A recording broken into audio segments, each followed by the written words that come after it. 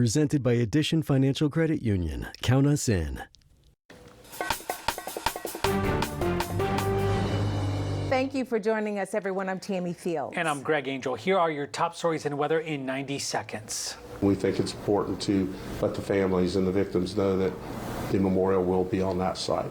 A deal is on the table for the city of Orlando to purchase the Pulse nightclub site. Orlando Mayor Buddy Dyer said the city plans to move forward with turning the site into a memorial. City Council will consider the deal Monday.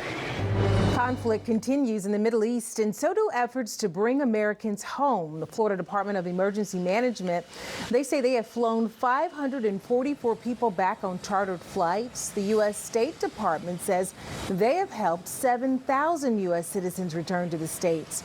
The U.S. State Department issued a worldwide alert to advise all U.S. citizens abroad to exercise increased caution as protests erupt overseas. President Biden is expected to address the U.S. this evening regarding the war in Israel. A lot of news to get to tonight, and weather as well. We got Chief Meteorologist Brian Carrick.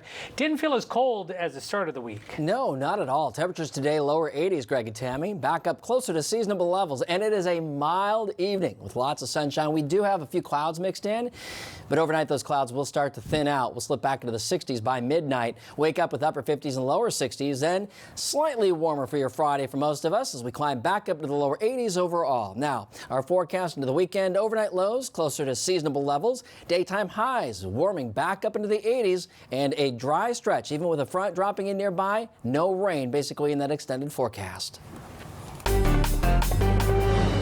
The site of the Pulse nightclub could be sold to the city of Orlando. We brought it to you as breaking news yesterday evening as we learned about the deal. Yeah, there's a $2 million price tag attached and mixed reactions from survivors and families of the victims. Let's take a closer look at the timeline of how we got here. The shooting happened June 12th of 2016. Later that year, on November 8th, the city reached an original deal to buy the Pulse nightclub. That deal later fell through. In July 2018, the One Pulse Foundation started looking for input on memorial designs and ideas. And just yesterday, the city reached another deal to purchase the site for $2 million. The sale agreement goes before the city council on Monday. The city of Orlando's plans to buy the Pulse property have prompted mixed reactions from Pulse survivors and the family of Pulse victims. We'll have live team coverage tonight. Our Asher Wildman is outside Orlando City Hall. He spoke with the mayor this morning about the next steps of the deal. But let's begin first with Jeff Allen, who is joining us from the site of Pulse nightclub in the interim memorial. Jeff, you had the chance to speak with the survivor about these developments. What is their perspective? Well, while he's not happy about everything that's led up to this point here, he does see the city's plan to purchase this property as progress towards eventually getting a permanent memorial here. But not everyone with close ties to this tragedy agrees. When Orlando Torres walks past the back of the Pulse nightclub building, a gateway to survival. He remembers the 3+ hours he spent in a bathroom hoping the shooter wouldn't take his life. I was where that bullet hole is where I was there with my head up against the back of the toilet bowl. This spot is where Orlando police eventually broke a hole into the back of the building and pulled him and others out of the club. Torres says, however the city decides to move forward with a permanent memorial, this needs to be part of it. If they do a new building, just create something of this wall, because this is history. This is the ending.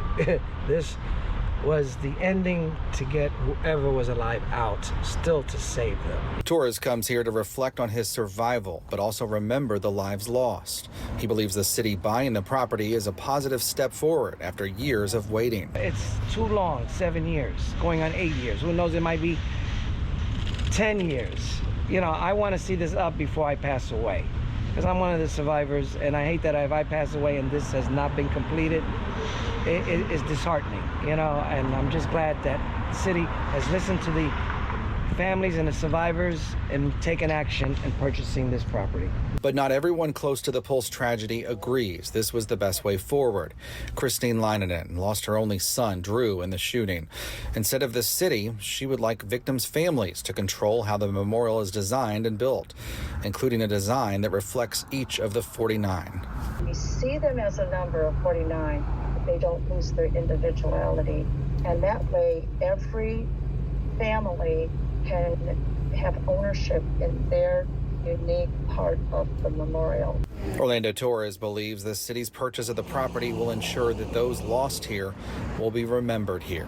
It's 49 souls. There's souls left from here. Why is it right to bring it somewhere that's not the same respect to the souls as we're here to pray and memorialize them? And Torres, who you heard from there, actually tells me that it was letters he and other Pulse survivors, as well as victims' family members, sent to the city of Orlando urging them to buy this property that helped city leaders make the decision to buy it. Now, our Asher Wildman, he talked with Orlando Mayor Buddy Dyer as well as Commissioner Patty Sheehan today. And Asher, what are they saying about all this at this point? I know we had a lot of questions for them. Jeff, there's no secret that if anybody's been trying to buy a home here in Central Florida the last couple of years, there's a lot of different values, right? There's the market value, there's an appraisal value, there's your own personal value. But the city of Orlando decided that there was a value to not only having a resolution, but honoring people. And they say this is a resolution to a topic that has been very polarizing for the past 7 years. After 7 years of questions, frustrations, and ongoing heartache for many at the Pulse nightclub in Orlando, the city is now taking one giant step for a resolution many can accept. Purchasing the place, 49 were killed and 53 were hurt in 2016. $2 million is a reasonable offer and price for the price of peace. This has been a sore and a wound on the LGBTQ+ community and many people in this community for a long time. Mayor Buddy Dyer says there is no plan right now what the city will do with the current memorial or the land, but being its new owner is step one.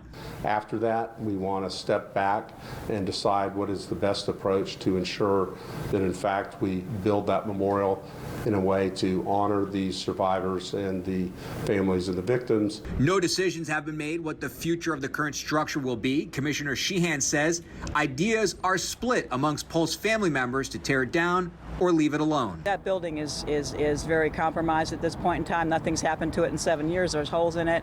I don't know what's going to happen. The design that was originally contemplated by the One Pulse Foundation has the building remaining there, changed in some ways. I don't know if that's the approach that we'll take. After 7 years of uncertainty, what will be here? The city is certain about its plans to remember the lives lost. I did reach out to the One Pulse Foundation, asking them about what now for that property on Cayley Avenue they purchased for $3.5 million with the intent of having a Pulse museum there. I was told plans for that will be announced soon. As for the plans to purchase the Pulse nightclub by the city, that decision officially happens on Monday.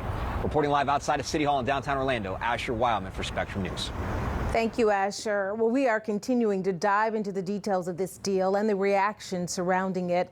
Head over to our website, mynews13.com, for more information or download the Spectrum News app. We are posting more developments just as soon as we receive them.